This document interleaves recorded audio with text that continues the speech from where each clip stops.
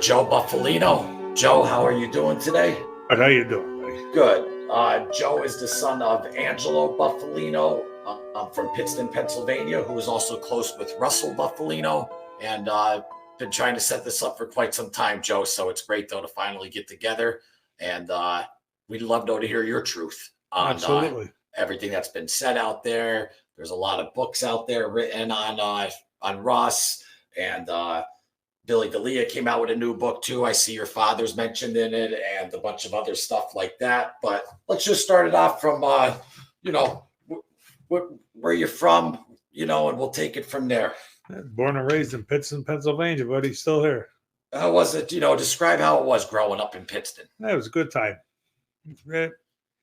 Down the pool room, hanging out, playing ball in the middle of the street, going to friends' houses and stuff. Doors were always open. Now you're afraid to walk down the street. A big difference. As I know, I always say if someone knocks on the door, you got to get the gun to see who's out there these days. Absolutely. Now everybody has a camera now, so you can see who's knocking. How was your childhood, would you say? Oh, I had a great childhood. I had a good time. A lot of friends, It's very close family oriented. Oh, yeah, definitely. Definitely. So I want to talk a little bit, Joe, about obviously it's no secret out there. The name Bufalino is synonymous with organized crime and the true crime genre. Right. For you, when you were growing up, were you able to notice anything different at all about how? Yeah. Not really. Had a normal childhood, normal life, You never noticed, because someone wrote in a question, you never noticed, anyone, you wouldn't be treated different because your last name, or if someone knew of your last name? Absolutely not. Treated just like everybody else. Okay, interesting. So you could just basically say you had a great childhood, Pittston, safe area. Absolutely, it was. Now your father, Angelo, he was very close with who we're going to be talking about here, Russell Bufalino. Yes, he was. And you knew Russ. Yes, I did. Explain for the people what type of man Russ was. He was a quiet man. He basically kept to himself. If he had something to say, he said it to you, And he liked to help people. Yeah. From what I understood about, what I seen. He liked to help people. He had a couple of businesses around here. He employed quite a bit of people. And he was helpful to the community. Other than what everybody else thinks, But that's how I seen him. And from the paperwork I gathered, he was in a couple businesses with your father. Absolutely. And he had Penn Drape. Right. That's now where the Christopher Columbus statue's at. That was portrayed in The Irishman. Right. The Penn Drape area. And then I believe there's another one. What was the name of the place down the road? ABS Contracting. Okay. That used to be, I believe it was Barbara Ford's old building on Oak Street by St. Rocco's Church there. Okay. That was ABS Contracting. Yeah, I remember St. Rocco's. They used to always beat us in basketball, those bastards. Pittston had a good team growing up. Oh, yeah. So, yeah, he was so your father, though, was he's Russ's cousin, but he was also, he's been with Russ since, what would you say, the 50s? Oh, absolutely. 40s at that, because Santo Volpe, the king of the night, they call him, he died in 49. And then they say, after he passed, then you had Joe Barbera, who ended up going up to New York. Right. And that's where the Appalachian meeting was that Russ ended up setting up. But then since it's already out there in the paperwork, it seems like Russell, though, took over, the family around here. I believe so. And he was in charge. Yep. Allegedly. Right. That's what they say. That's what they say. They tried to pardon him. They tried, doing everything that they can. This whole story that's going on. And people are just going to naturally want me, to just ask this, but you don't know anything about Jimmy Hoffa, do you? No. Jimmy Hoffa ain't underneath one of these roads over here, right? I don't think so. Maybe he's up on my house. I don't know. Oh, yeah? Yeah, I got 3 acres up in Falls, so he might be up there. There you go. Nah, I'm kidding. Get the feds up there digging, right? Yeah, this way they can landscape my lots for me there. The Bufalino family, though, is just very interesting because it's different. When you look at the family tree, as the people see here, it had Russell, it had the consigliere, Eddie Sheandra, the underboss, Dave Estico, and then it had its soldiers like William D'Elia, your father, Angelo Bufalino, that's what the FBI was alleging to. Who was in charge? And we're going to still talk about Russ, but when Russ passed, who took over? Eddie Chandra. Eddie Chandra was the boss after Right. Russ. Because a lot of people have this Well, misconception. after Russ went to jail, Eddie was in charge. Okay. Now, these letters, though, that I have here, though, from Frank Sheeran, Right. he wasn't talking about taking over the family boss to your father. He just wanted everything to go through your father. Right.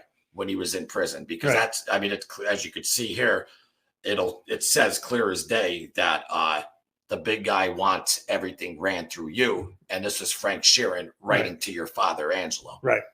So that wasn't Angelo to run the family. That was more just information and little business stuff that's going on. Right. Got it. Right. That's what that was. Okay. Did you read the book, Billy DeLea's book? Yeah, I read some of it. What'd you think? It's a crock of shit, just like him. Oh, okay. Now, there is a part in it that I didn't quite understand, because if you look at this video footage here that we're showing, they seemed real close back in the day. Angelo and Billy. They were close. No doubt about that. But you see what happens when somebody starts talking. Yeah. Nobody wants to be bothered with you. Yeah. And that's the way it is. Yeah. And then he has the balls to say, my father's an adult of a man. He couldn't shine my father's shoes. He don't have half the brain my father has. Well, there's a picture in the book with him and Angelo. Right. And, I always look at the pictures before I read a book. And I'm like, oh, that's cool. This and that. And with the pictures that you're letting me hold on to for the channel, I noticed they seem real close at that time. This is back in 1971. Yeah, they definitely were close. No doubt about it. Yeah, because when the Civil Rights League was going on in 1971, well, 71's when Colombo was killed. I believe it started in 70. When your father was vice president of Chapter 34. Right. Billy DeLea was the treasurer. Right. And who was the president? Louis Batera. Right. And that's the picture right here that with all them standing in front right there. And we have a bunch of video files. A great channel out there called Mob Facts has a lot of video files of Russ. And, he's getting in the car with Angelo. Right. And then they show footage of Angelo walking with Billy. So you're saying that they were definitely extremely close at that time at the Christmas party, which I want to talk to you about in a second. But Billy and Angelo were definitely close.